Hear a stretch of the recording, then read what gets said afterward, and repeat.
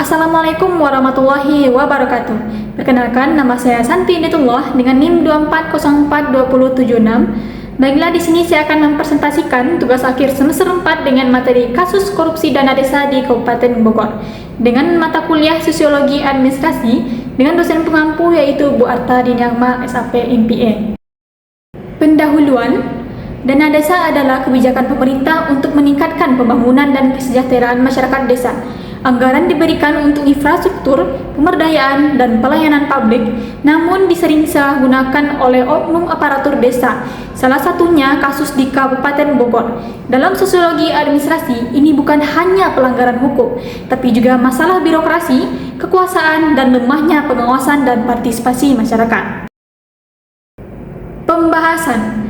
Gambaran kasus, anggaran yang seharusnya untuk pembangunan desa disalahgunakan oleh perangkat desa. Modusnya, penggelembungan anggaran, laporan fiktif, dan dana dipakai untuk kepentingan pribadi. Akibatnya, pembangunan terhambat, proyek molor, bahkan tidak selesai. Masyarakat yang seharusnya diuntungkan justru pihak yang dirugikan. Analisis konsep sosiologi administrasi.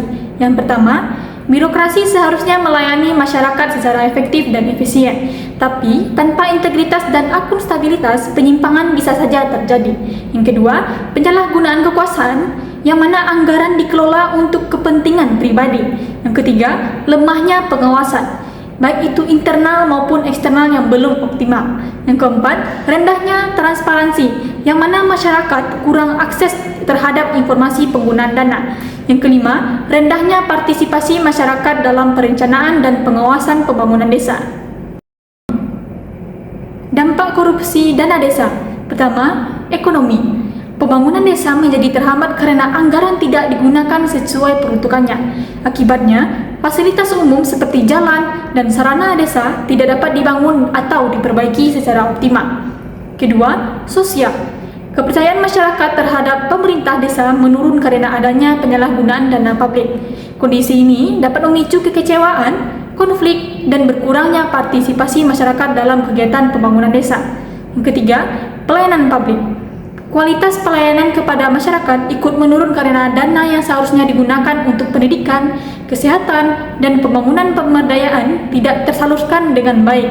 Masyarakat akhirnya tidak memperoleh manfaat yang seharusnya mereka terima. Solusi mengatasi masalah. Pertama, meningkatkan transparansi lewat publikasi anggaran dan laporan terbuka.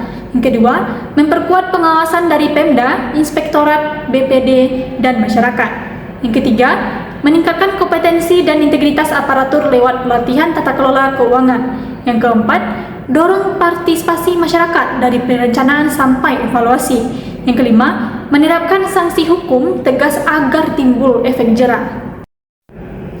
Kesimpulan, kasus korupsi dana desa di Kabupaten Bogor menunjukkan bahwa permasalahan administrasi publik tidak hanya berkaitan dengan aspek hukum saja, tetapi juga menyangkut faktor sosial dan organisasi dalam birokrasi pemerintahan. Dari perspektif sosiologi administrasi, kasus ini mencerminkan adanya penyalahgunaan kekuasaan, lemahnya pengawasan, rendahnya transparansi, serta kurangnya optimalnya partisipasi masyarakat dalam proses pengelolaan dana desa. Dampak yang ditimbulkan tidak hanya menghambat pembangunan dan pelayanan publik, tetapi juga menurunkan kepercayaan masyarakat terhadap pemerintah desa.